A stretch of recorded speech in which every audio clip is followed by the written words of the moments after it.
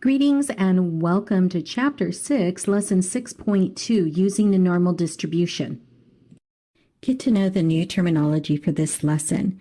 Click on each of the words, learn its definition and meaning. When you are ready, click Continue. Now that you've had some experience working with the normal curve and finding z-scores, we're going to find probability, which is the shaded region under the curve.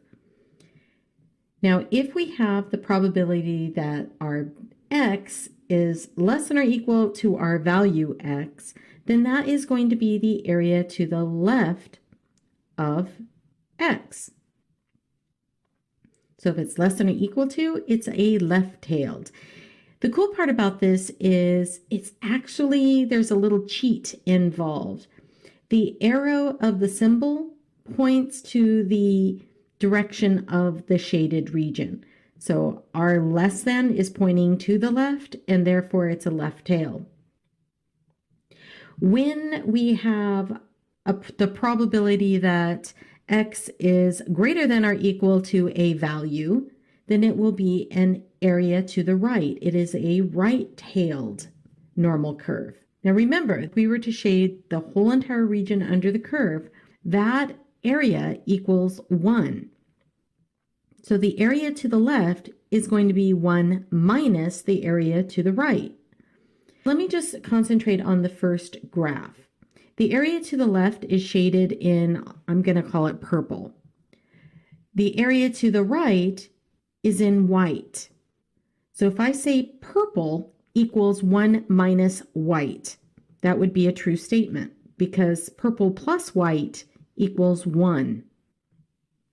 Likewise with the area to the right. If I say the white area plus the left area, that total is going to equal 1. So 1 minus white area will equal our purple area. When we are calculating these by hand, not using the TI-84 plus, then we need to always think in terms of a left tail.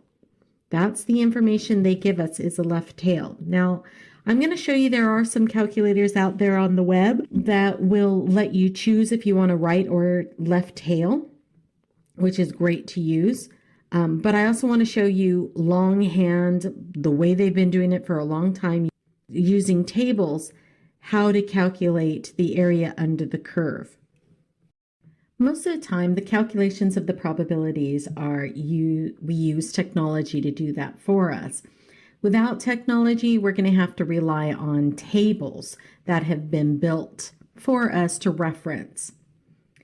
Now, keep in mind, these tables will only deal with left tails, the area to the left. So if I need something that is greater than or a tail to the right, then I'm going to have to take whatever area I find on the table and say 1 minus that area. And that will get me what I'm looking for. So if I'm looking for x is greater than a value, then I have to say 1 minus the area that I look up.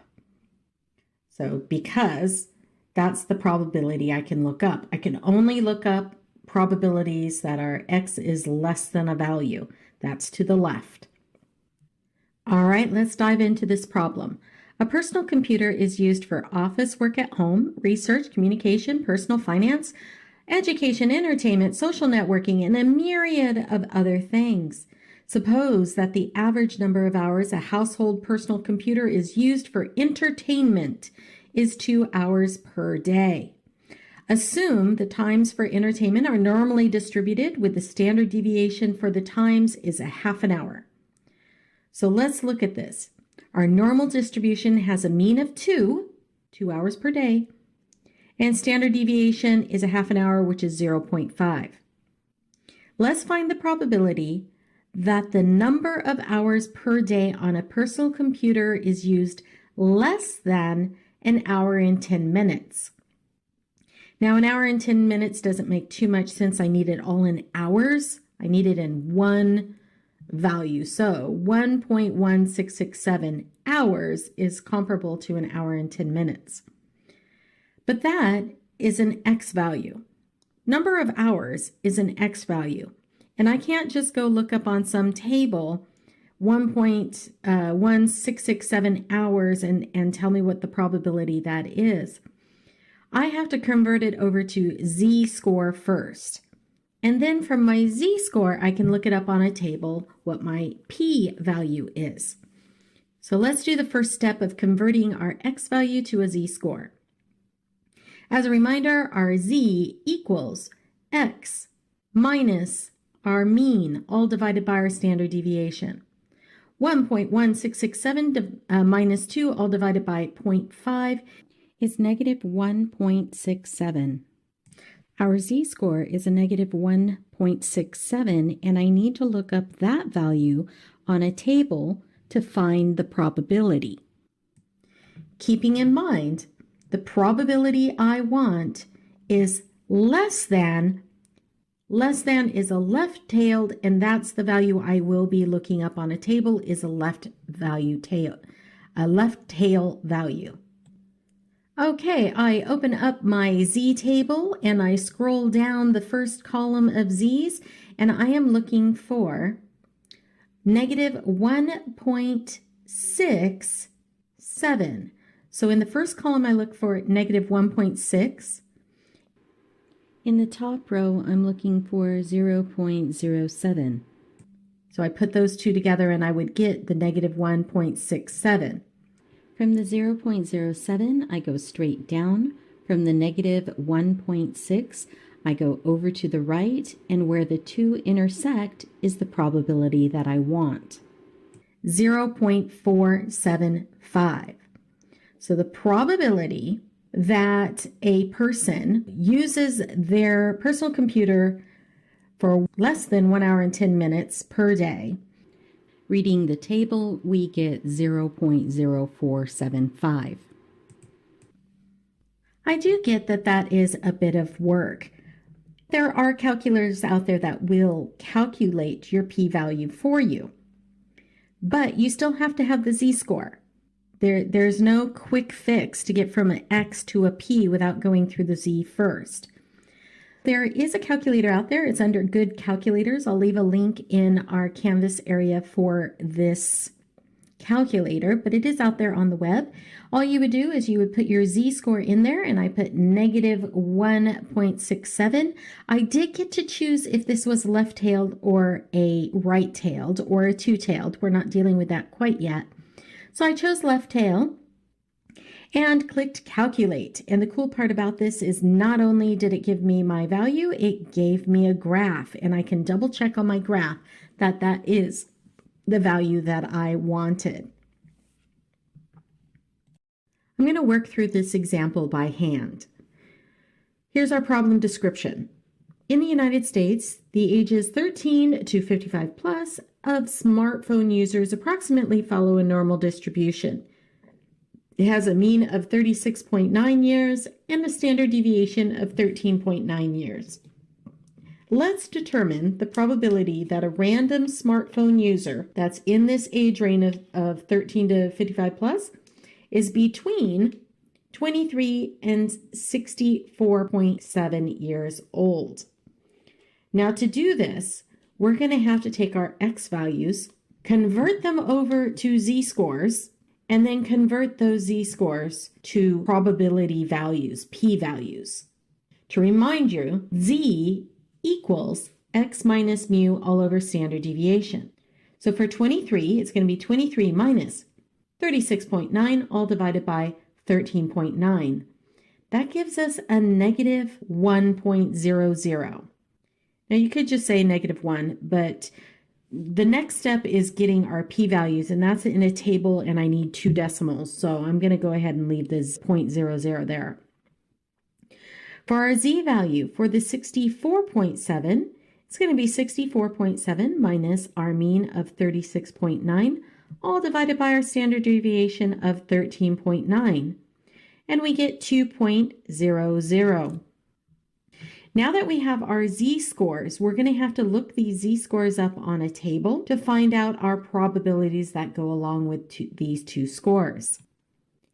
When you look up a z-table online, it's going to give you a very long document. It's probably 2 pages long, you'll have negative values and you'll have a sheet with positive values. Because I need negative 1.00, I do need to look up the negative values, and I've cut this table in half. It does start at negative 3.4. I would just look at the z's all the way down until I found negative 1.0. That's my first decimal. And then up at the top, you'll see that there are 2 decimals. If you add the column with the top row, that will be the value you're looking for. So negative 1.0 plus 0.00 is the 1.00 I'm looking for. So I'm going to follow the 00s all the way down, intersect it with my negative 1.0, and I get a probability of 0.1587. That's for the value of 23. Now I need to repeat the process for our z-score of 2.00. This time I'm going to look at the table that has the positive values, and I'm going to look down the z column until I get to 2.0, and then I'm going to look at the column headers to where it says 0.00. That would be a total of 2.0 plus 0.00 is 2.00. Following the column and the row, I get 0.9772. So 2.00 in z-score correlates with a 0.9772 probability. Now I'm not done. I'm looking for the area between those two, because here's the thing. This table only tells me left tail. That's all it tells me is the left tail. It will never tell me the right tail. It will never tell me in between 2 values. It will only tell me left tail. So I'm going to have to take my 0.9772 and subtract my other probability from it to get the middle range. All right, so here's what we know so far. We've converted our x values over to z-scores, and we got negative 1.00 is less than or equal to our z is less than or equal to 2.00. That's the range we're looking for. We have converted our z to p-scores, and we get 0.1587 is less than or equal to the probability we're looking for is less than or equal to 0.9772. Because we now have all the information, we can now answer the question. The probability that the age is between 23 and 64.7 is the probability that x is less than 64.7 minus the probability that x is less than 23. Remember, we only get left tails, so we have to do this removal of the double counted. 0.9772 minus 0.1587, we get the probability of 0.8185. The probability that a random smartphone user is between the ages of 23 and 64.7 is about 81.85%. So here I've used a website. I plugged in my z-value and it gave me a p-value. So I plugged in 2.00 and it gave me a p-value of 0.9772498. Then I plugged in the negative 1.00 and it gave me a p-score of 0.1586553. And then again, I want the area just in between.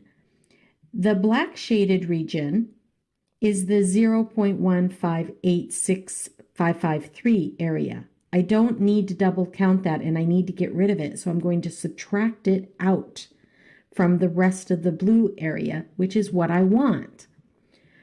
And once I do that calculation, I get a 0.8185945, and I would round that to 0.8156. If you use technology, you're going to get more decimals and you can be more precise than using tables.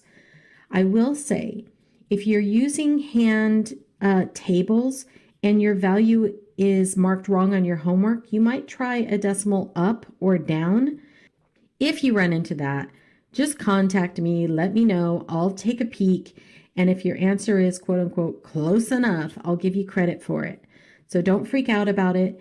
Put in your answers. If you're pretty confident that you did your math correctly, just contact me and I'll look into it. But again, if you do it by hand, you're going to be relying on tables and calculators out there on the web. I will post the tables inside our Canvas area, and I will post links to the websites that I feel are the best reputable calculators for this type of thing also in Canvas. All right, let's continue with our problem.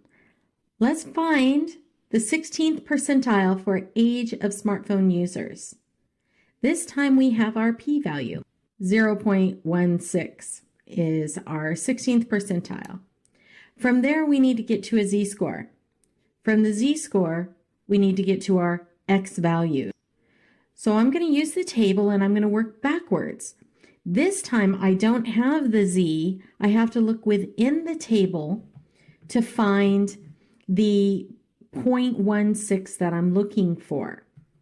Okay, so sometimes you have to hunt a little bit, but I'm looking for 0.1600 because it's always 4 decimal places.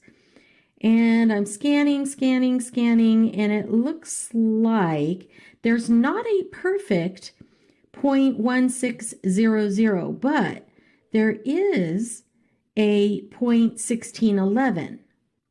And in fact, there's one that's a 0.1587.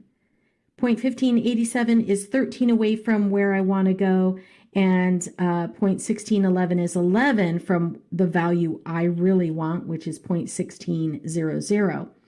So I'm going to take actually the average of those two z-scores, the correlating z-scores. But what are those z-scores? I've got to find them. So looking at the 0.1611, I'm going to go straight up and straight over to the left. If I go straight over to the left, I get negative 0.9. If I look straight above, I get 0.09. I add those two together, don't worry about the negative, and I get negative 0.99. All right, that's one of my z values. Now looking at the 0.1587, I need to look straight to my left and right above. If I look straight to my left, I get negative 1.0. If I look straight above, that's 0.00. And therefore, my two values that I'm in between is negative 1.00 and negative 0.99. Taking the average of negative 1.00 and negative 0.99, I get negative 0.995. That's the z value I'm going to use to now find my x value. All right, our x value is our mean plus z times standard deviation. Our mean is 36.9, our standard deviation is 13.9, and our z that we looked up is negative 0.995. Putting that all together in our formula, we get 36.9 plus negative 0.995 times 13.9. Throw that into a calculator, and we get 23.0695. For the 16th percentile, the age is about 23.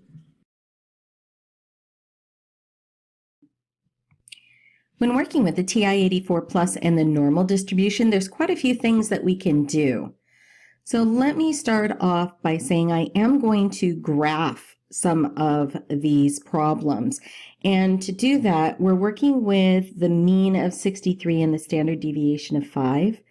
And that's going to determine what settings I have on my window. So let me share with you what settings I have. Because we know by the empirical rule that 99.7% of our data falls between 3 standard deviations above and below our average, I've already set my window up to allow for those 3 standard deviations. So 3 standard deviations would be 15 below 63 and 15 above 63. And I just kind of expanded my window just a little bit more to include just the tail a little bit more. So instead of going from 80 or 48 to 78, I just added 2 on each side. The Y min and the Y max, I just kind of figured out by keying in some stuff. I started with, I don't know, I'll start with a Y min of 1 and a max of 1, and then I just kind of finagled it from there to see how it fits on my window the best. And I actually like the setting of negative 0.05 and the Y max of 0.1. I like the way that it sat on the screen, so I left it like that. You could certainly play around with these settings and see what you like better. Now let's say we have a question and we want to know, using the mean of 63 and the standard deviation of 5, what's the likelihood, what's the probability that our score will be more than 65? So let me get out of here in the Windows settings, and there's a couple of ways of doing this. First and foremost, I want to see what my normal distribution actually looks like. So I'm going to plot my normal curve, and I'm going to go to Y, second, vars. Normal PDF is the curve itself. So I'm going to say 1. My X value is just X values. I don't know what my X value, I'm not plotting a specific point on my normal PDF. So I'm just going to hit my X key right here. I do know what my mu is 63. My standard deviation is 5, my sigma. And I'm going to go ahead and graph this curve just to see what it looks like. And it looks like a normal curve. Beautiful. Okay. So now that I know what my curve looks like, I want to know what more than 65 looks like. There's a couple of ways of doing this. One is I can graph it. I can actually graph it and it will give me the answer, or I can do it mathematically. I'm going to do it both ways so you can see how to do that. To do it graphically, I'm going to go to second, distribution. Instead of staying in with distribution, I'm going to go to draw. I'm going to tell it to shade my normal curve. I need a lower boundary and upper boundary. What is my average and what is my standard deviation? I do need to plug in these values. My lower boundary, since I want more than 65, 65 is going to be my lower boundary. My upper boundary, remember the normal curve really goes off to infinity, so I need a large number. I'm going to use 10 to the 99th, and I'm going to put it in as scientific notation. I think it's just faster. So second comma, that gets it in scientific notation as the EE. And I'm just going to say 99. To the calculator, that means 10 to the 99th. To us, it just looks like E99. All right. Now I need average. My mu is 63. My standard deviation, sigma, is 5. And I'm going to color it blue. Why not? And I'm going to go ahead and draw it. Now, because I already have the curve of the normal curve already drawn, it's not going to look like it's doing anything for a little bit, but just hang in there. It will draw it. It's actually tracing over the normal curve that's there, and then it's coloring in more than 65. And the cool part about this is not only do we see the curve and the shaded region, we also see the area, which is the probability. So our probability that our value is more than 65 is 0.3446. Now, if I didn't want to do that graphically and I wanted to do it just mathematically, I could go to second, distribution, and go to my normal CDF. My lower boundary is 65. My upper boundary is that very big number, so I'm just going to do second EE99. And my mean is 63. My sigma is 5. And this will just calculate it. It won't graph it, it will calculate it. So 0.3446, which is exactly what our shaded region gave us, except it gave us a pretty picture as well. So if you want to see it as well as get your answer, you're going to go to ShadeNorm. If you just want to get your answer, you can go to normalcdf. I think ShadeNorm is kind of cool to do if you already have your Windows settings. If you don't, then normalcdf is going to get you the answer a lot faster. Now I want to know, what's the probability that my score will be less than 85? And I'm going to do it both ways. I'm going to shade, I'm going to norm, do the normalcdf. But I need to clear out the shade that I have already. So I'm going to go to Second, Draw, which is right here, and clear my drawing. Okay, so my draw is now, if I went to graph, it would just graph the normal. But I am going to go to Second, Distribution, Draw, ShadeNorm. And this time I want to know less than 85. So my lower boundary is this very negative number. So I can just hit enter. My upper value is going to be 85. My mean is still 63. Standard deviation is 5. And I want to color it in blue. That's fine. And I want to draw it. Now I didn't draw the normal curve first, so you can see that the shade draw does draw the curve as well. And now it's shading it. Wow. So it shaded everything. In fact, my area is 1, so the probability is 1.00. Now, why is that? Well, when you think about it, remember, 99.7% of your data is going to fall between 3 standard deviations above and below. 85 is more than 3 standard deviations above our data. 78 would be that 3 value, the 3 standard deviations away, and this is well above it. It's going to say that the whole entire area is shaded. So the probability that our value is going to be less than 85 is 100% or 1.00. If I just want to go through and I want to solve that problem without going through graphing, I'm going to go to normal distribution. My lower boundary is going to be an extremely low value. So second, let me go back and say distribution, and I want 2. My lower boundary this time is going to be extremely negative small number. My upper boundary is going to be 85. My mean and my standard deviation remain the same. And we still get the same answer of 1.0000. So both ways will give us the answer. What if I want to know the probability between 60 and 73? Again, I'm going to draw this and then I'm going to just solve it mathematically. First, let me clear out my draw. And now I'm going to go to my distribution, go over to draw, and shade my norm. My lower boundary this time is 60.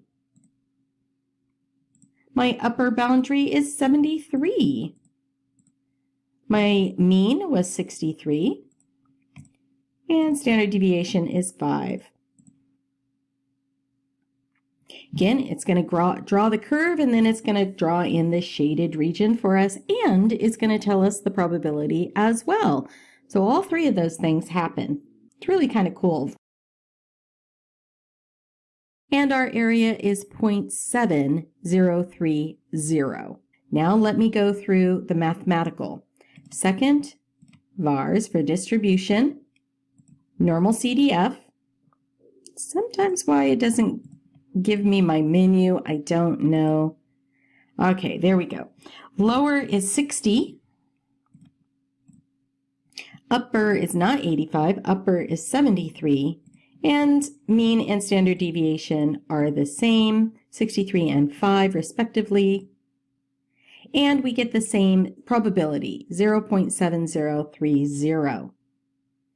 Now that's working with normalcdf. That gives us the mathematical answer. normalPDF will help us draw the normal curve. ShadeNorm will shade our normal curve, draw our normal curve, and give us the answer to our probability. Now, what if I already have the probability? We want to find the score for the 90th percentile. That means I have the probability. 90% of the scores are going to be below our value. That's the 90th percentile. This time around, I need to go to invNorm, inverse normal. So we have our probability. We need to find our x score. So I'm going to go to inverse normal. Our area under the curve is 90th percentile, which is 0.90. Our average is 63. Our standard deviation is 5. And therefore the score, the x value that we actually need, is 69.4078. Now let's say you're in a class and your teacher goes by, hey, in percentiles, this is the score you need to keep your A grade in class. And he says to you, you need to be in the 82nd percentile. That means 82% of the scores need to be lower than yours for you to keep your A in the class. And so you want to know, what do you have to score on that test? Second, vars, inverse, and you wanted to be the 82nd percentile, so 0.82. The rest is the same, 63 for your average, 5 for your standard deviation. So you must score 67.5768 to be in the 82nd percentile in your class and keep your A grade. So that's it for this lesson on normal distribution and the TI-84 Plus. Until next time, be seeing you. You've reached the end of this lesson.